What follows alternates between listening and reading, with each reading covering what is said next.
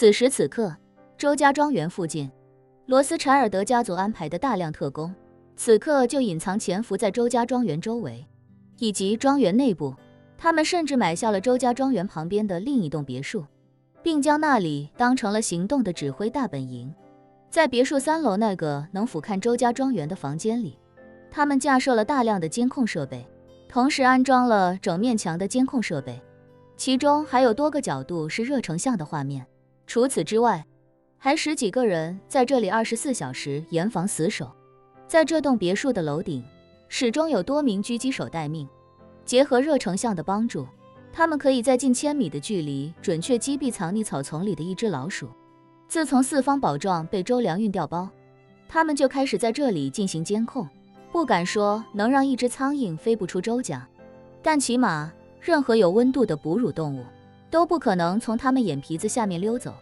这时，一架直升机呼啸着飞入别墅的院子。待直升机平稳降落之后，正值壮年的史蒂夫和他的儿子罗伊斯一起从直升机上走了下来。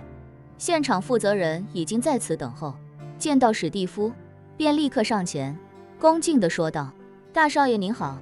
我是汉克·吉尔伯特，您可以叫我汉克。我已经为您准备好了办公室和休息的卧室，如果您还有什么其他的需求，尽管告诉我。”汉克是霍华德最信赖的心腹之一，之前是国土安全局的顶级特工，铁血手腕，杀人如麻。目前专门为罗斯柴尔德家族操作这些脏活累活。虽然他只听命于霍华德，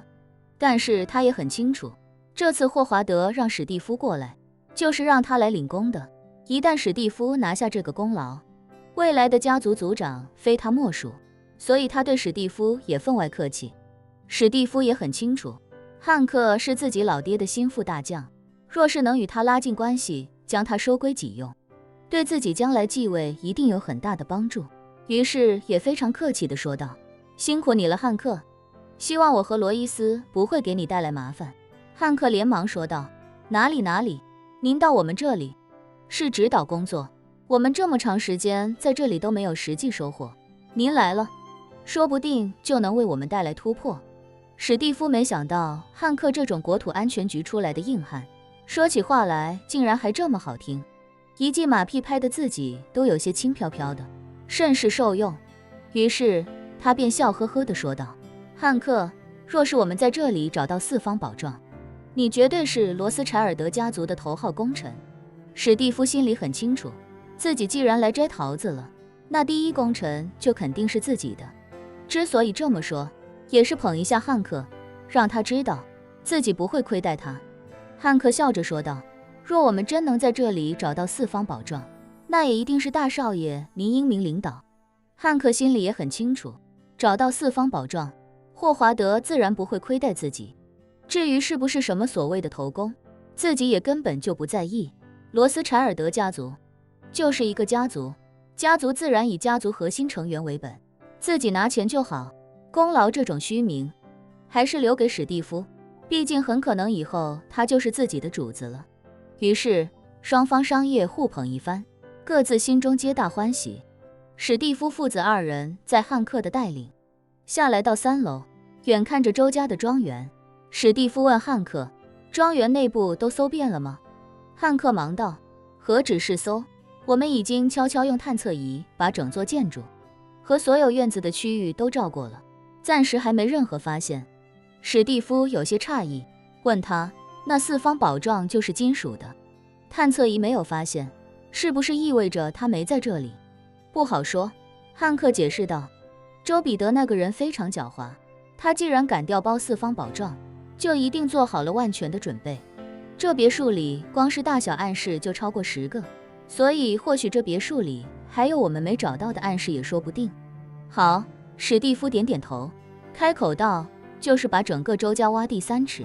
也要把四方宝状给我找出来。”汉克无奈地说道：“掘地3尺暂时还不现实，毕竟 FBI 警告过我们，如果做得太出格，可能会引发很多麻烦，而且我们在周彼得身上已经失去了先机，现在全美国都在指责我们，如果我们还把周家掘地3尺，我怕到时候我们会更加被动。”史蒂夫点点头，沉思道：“周彼得目前还在医院，不过我估计用不了多久也就出院了。我估计到时候我们迫于外界压力，不会再把他送回监狱。一旦他改为无罪释放回到这里，说不定他自己就会带我们找到四方宝藏。说到这里，史蒂夫淡淡道，有的时候我们不应该抓住偷粮食的老鼠，而是应该放他走，悄悄跟着他，找到他藏粮食的地方，然后再给他来个一窝端。汉克一听这话，立刻竖起大拇指道，大少爷，您说的太对了，如果把周彼得放了，然后暗中跟紧他，他一定会带我们找到四方宝藏。史蒂夫微微一笑，开口道，我稍后就给父亲打个电话，让他安排一下，将周彼得无罪释放，看看周彼得会不会回来这里。如果他回来，那我们就赢定了。此时此刻，唐人街沉寂烧鹅。今天不是周末，也不是华夏传统节日，不过整条唐人街却张灯结彩，非常热闹。在沉寂烧鹅店的门口，簇拥着一大群人，好几个武士队敲锣打鼓的从四面八方走来，排着队在烧鹅店门口舞上片刻。叶晨有些惊讶，不知道为什么这些人要到沉寂烧鹅的门口舞狮，于是便好奇地询问跟前一个男人，哥们，怎么这么多人在沉寂烧鹅的店门口舞狮子？那人一脸笑意地说道，烧鹅店的老板强哥现在已经是整个华帮的新老大了，他们不但把燃烧天使赶出了唐人街，重新接手了唐人街，更重要的是新帮主今天早上宣布，华帮开始重新组建，以后将永久停收唐人街商户的保护费，这对我们这些做小生意的来说，自然是个天大的好消息。唐人街从形成的那天起，就一直没能摆脱帮派的掌控，在这里做生意的商户，也没有一天能够免除保护费，不是交给美国的本土帮派，就是交给唐人街的华人帮派。直到今天，保护费才算是被华帮明确停收。叶晨听到这个消息，知道这肯定是强仔的决定。强仔是非法移民留下的孤儿，又一直跟着陈肇中，在唐人街见多了普通商户在这里生活的卑微和凄惨，如今自己成了华帮的老大，想切实为唐人街的同胞做些改变，也是一件好事。这也让叶晨对强仔多了几分赞赏，毕竟不欺凌弱小，一直是他做人的基本准则。一个帮派若是想要做大，就必须向上看，而非向下看。若他将来整日只想着从唐人街这些小商小贩的身上捞钱，华帮在他的手里也肯定难有大的发展。现如今，强仔能果断舍弃底层民众给华帮带来的收入，就看得出他已经决心要让华帮把赚钱的方向锁定在更高一级。有向上的决心，便是一个好的开始。眼看烧鹅店这么热闹，叶晨也没再往里挤，而是拿出手机，给陈肇中打了个电话，约他来到附近的公园见面。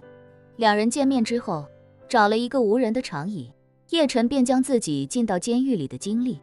大差不差地跟陈肇中介绍了一番。当陈肇中听到四方宝藏的故事时，整个人惊得目瞪口呆。他问叶晨，少爷，关于四方宝藏，您现在是什么打算？叶晨道，眼下我要先把四方宝藏安全地从周家拿出来，然后再想办法把四方宝藏运回华夏。陈肇中思忖片刻，开口道，少爷，罗斯柴尔德家族现在肯定在监控着周家，您想到周家取东西，怕是没这么容易。叶晨点头道，罗斯柴尔德家族这么在意那个四方宝藏，恐怕早就把周家翻个底朝天了。没有收获，他们也肯定不会放弃，一定会暗中守着整个周家。所以我打算今天晚些时候到周家去一趟，摸一摸他们的底。陈肇中问，少爷，贸然靠近周家的话，会不会打草惊蛇？叶晨淡淡道，没事，我不会贸然去周家，一定会先把暗中盯梢的人都找出来，再寻找机会，这个我有把握。说着，叶晨又道，对了，钟叔，我打算今天晚上就找机会把四方宝藏取回来，然后想办法把它运回华夏。您觉得用什么渠道最保险？陈肇中沉思片刻，开口道，少爷，罗斯柴尔德家族在美国的能量非常大，四方宝藏丢失，他们明面上只是抓了周彼得，但实际上恐怕早就已经在周家方圆100公里内布下了天罗地网。正常的渠道恐怕都很难将四方宝藏带出去，尤其是出入境的渠道，肯定是他们严防死守的重点。叶晨点了点头，道：周家的庄园就在纽约的边上，等我拿到四方宝藏之后，就先开车回纽约，回到纽约之后再做打算。陈兆忠问：少爷为何要再回到纽约？叶晨道：既然往哪走都是天罗地网，那不如干脆就回纽约来。纽约是罗斯柴尔德家族的大本营，是罗斯柴尔德家族防守最严密的地方，但也是他们漏洞和弱点最多的地方。只有在这里，才能找到合适的突破口